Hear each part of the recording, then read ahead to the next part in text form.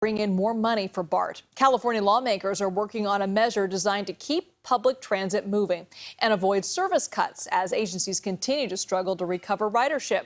They're proposing temporarily raising bridge tolls to prop up the transit system. But some residents aren't keen on that plan. Darrow explains.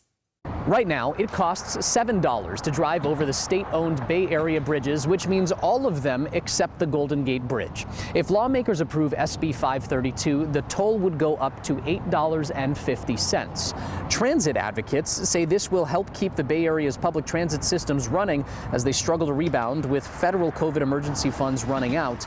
But some longtime residents are skeptical about footing the bill and say they want to see operational changes. Lawrence Lee grew up in San Francisco, has made a life here, and plans to stay here.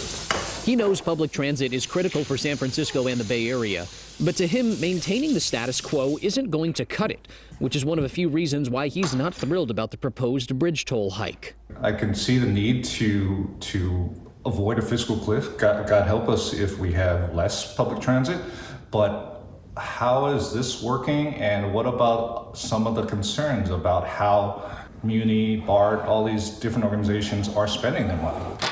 Lee sometimes takes public transit to get around, sometimes he drives. The potential rate hike won't have a drastic impact on him as he only goes over a bridge once a week or so, but he's concerned it'll have a major impact for those who go over a bridge every day. Every single day, an extra dollar is going to affect so many people's choices.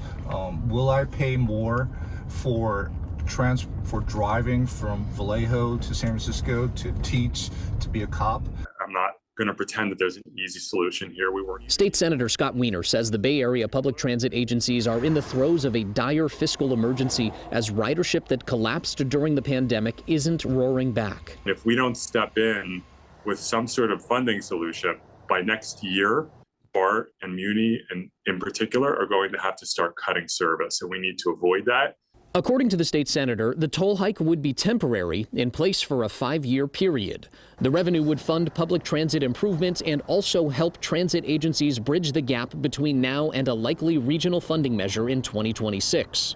You can't have recovery or reform of a system that's fallen apart. If people don't like the idea of an increased bridge toll, then tell me how we should fund these operational deficits. I'm totally open-minded if there are other ideas.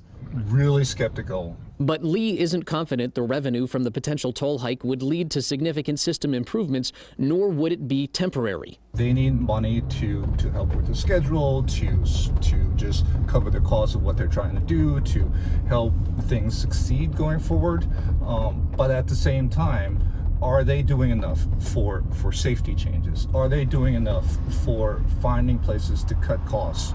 He says cutting the scope of public transit wouldn't be good for the Bay Area. But counting on everyone who lives here for a bailout without major changes isn't going to fly either. Now, this is not a done deal yet. The bill still has to pass another committee before the Assembly can vote on it.